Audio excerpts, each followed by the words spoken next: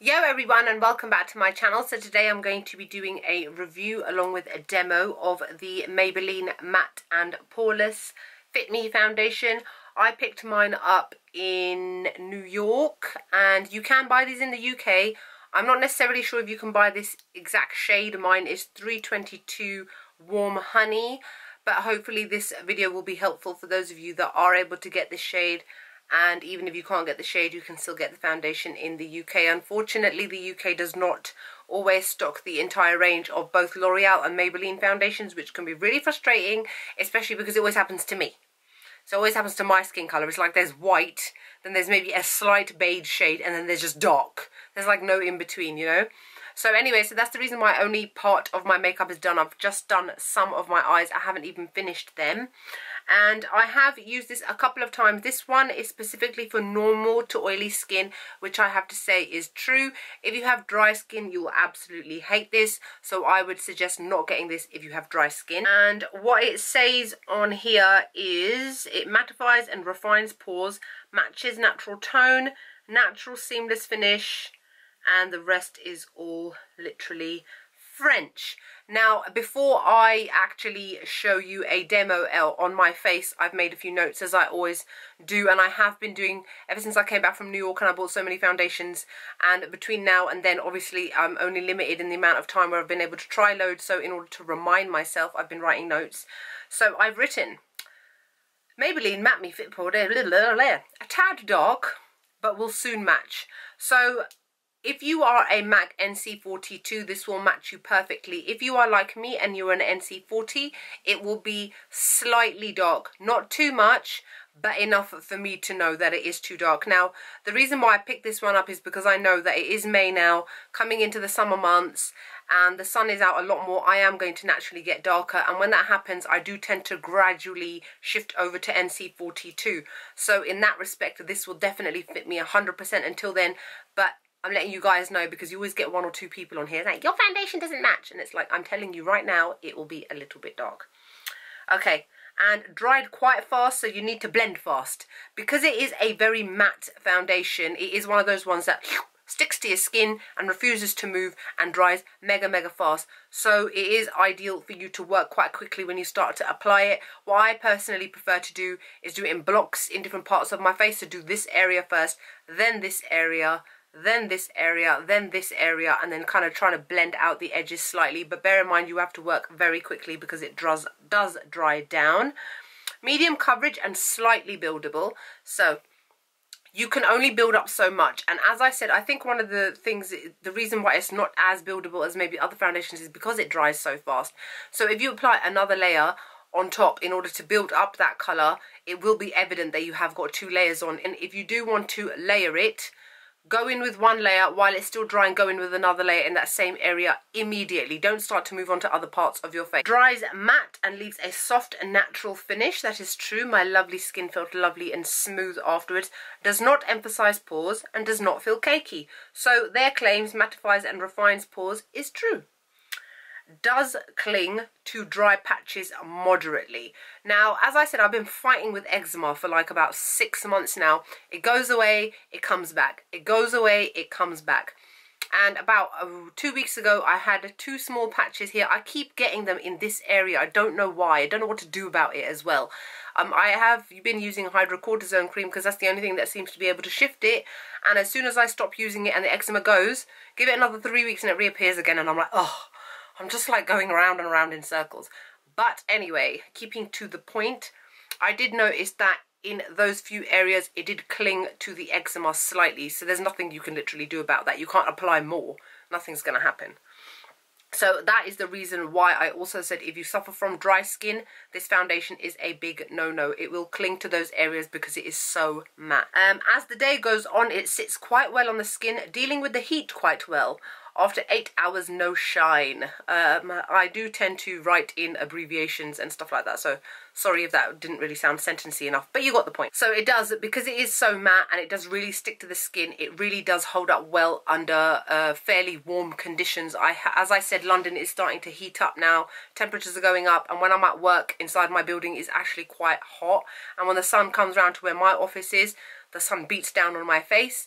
When I'm driving, it's warm inside my car, the sun's on me. And when I got home after like 8-9 hours after work, and I could see, and I had like a slight glow, but it was a really nice kind of glow, but the skin still looked matte. The foundation had not moved or budged around, it does not oxidize, and it actually looked really, really nice. So personally, I am a big fan of this foundation, which is the reason why I bought 3 of these when I was in IMAX. If you haven't seen my haul, I will link it below so you can see everything that I bought in New York, drugstore, Sephora, that sort of stuff. So generally, I'm very happy with this foundation. It's got a fairly liquidy consistency, which makes it easy to pour out onto your hand. Unfortunately, it doesn't have a pump, which is always quite annoying, so you have to remember to try and apply a little bit as you can, but obviously you've got to work quite fast as well in order to not get any streak marks from your foundation brush. Any foundation brush will generally do. I just tend to prefer to use whatever's clean and whatever's lying around, because I'm such a dirty person when it comes to makeup brushes. A bad Lena, bad girl. So yeah, so I'm going to stop talking now and I'm going to start the demo. So first thing to do is moisturize your skin and then apply your primer. That with any foundation, if I have just moisturized my skin, put the primer on straight away, the foundation glides a lot more easily and effortlessly because the moisturizer is still fresh on your face.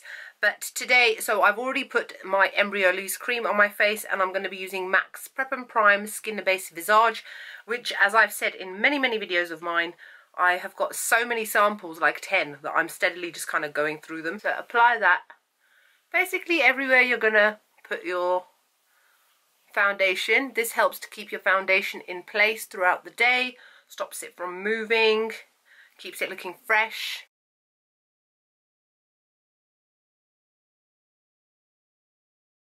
Got a humongous spot. Can you see it? Look at it.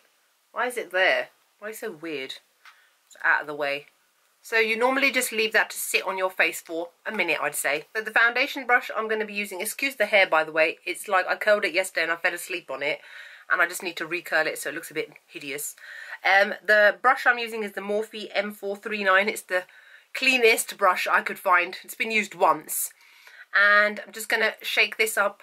Anything that is very liquidy, it's always best to shake it to get all the liquid inside moving around. If it's become separated, you can bring it back together. As always, I've poured out too much, but you can see how liquidy it is by how quickly it's moving down my hand. And yes, you can see it's a little bit dark for me. As you can see, it's not quite matching my hand, but I tried all the other shades and they didn't match me at all. They were either too light or way too dark. So it's up to you how you apply your foundation. I just generally dot it all over my face. But in this instance, because it dries quite quickly, I'm going to start to blend it in.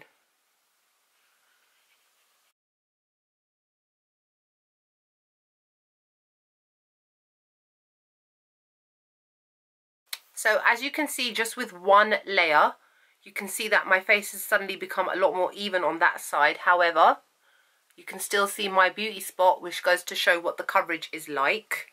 So I'm just going to shut up now and do the rest of my face.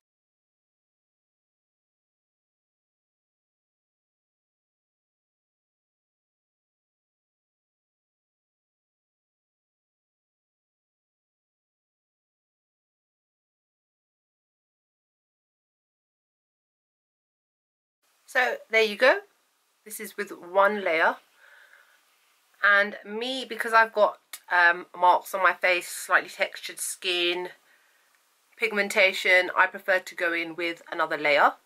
So I'm just going to concentrate on the areas which bother me the most and just put a second layer in those areas.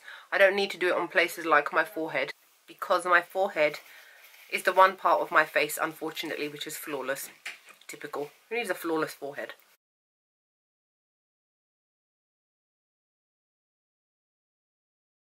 And then I just like to kind of press it into my skin to make sure that any lines which may have been there get blended out without having to drag the brush around. That's it. Really nice coverage, really like it. It feels slightly tacky to the touch while it's drying, but then eventually it does dry down to a really nice matte finish. So what I'm going to do now is I'm going to finish off the rest of my makeup and then I will come back. Right, sorry, so I had to do my concealer, my under eye concealer, and highlight the high points of my face. And as you can see, all of a sudden it ties it all together, stops me looking darker in certain areas as well. The under eye concealer has brightened my under eye area as well. But obviously I have not set the foundation itself. Now, the foundation has dried and it's only slightly tacky, but I think that's also because I've got studio lights around me. I'm starting to feel quite hot as well, so it's not getting the chance to dry down as well as I would like. So I am going to set my face now as well, and what I've been using and loving, as you guys know, is the Coty Airspun loose face powder, and mine is in translucent.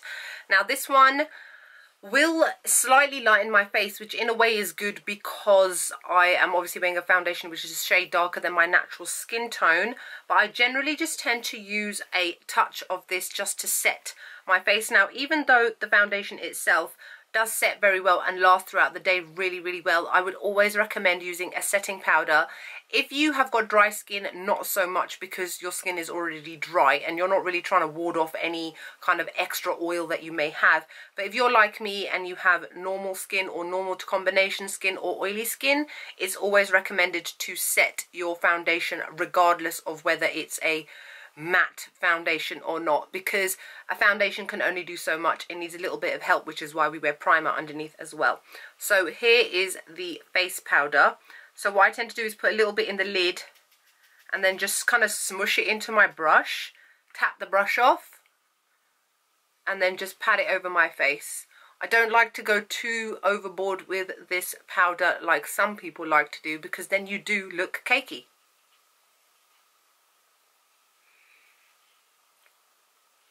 Honestly though, this powder is like a godsend. I love it. It's amazing.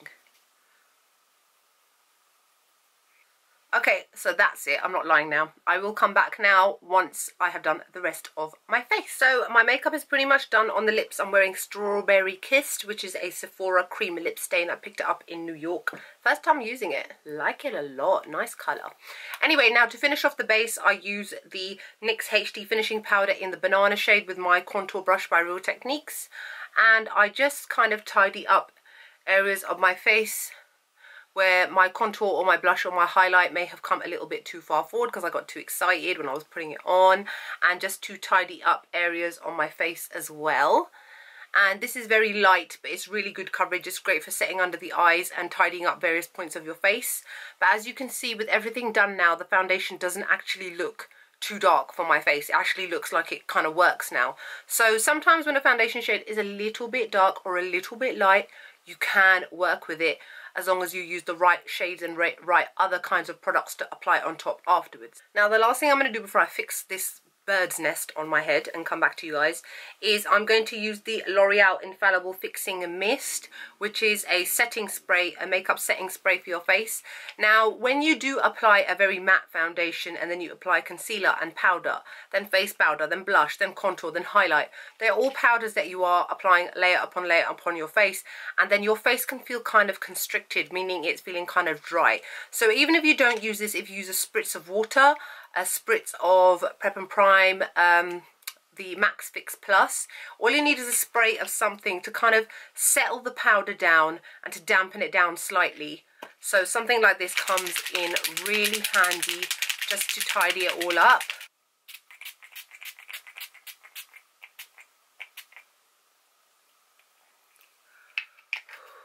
Really like it when I do that for some weird reason. Alright, let me go and fix up, look sharp, attempt to, and I will be back in a moment. Hello, I'm back. All done. Just needed to fix those curls a bit. God, maintaining curls is long. So much easier having straight hair.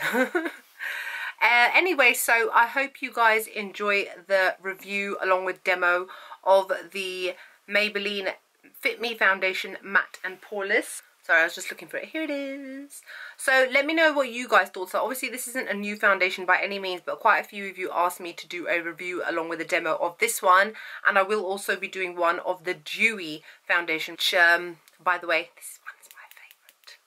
I will let you know why with the other one as soon as I do a review and demo with that one. So let me know what you guys' thoughts are, whether you've bought this, whether you've tried it, are you thinking about trying it, what you're going to do.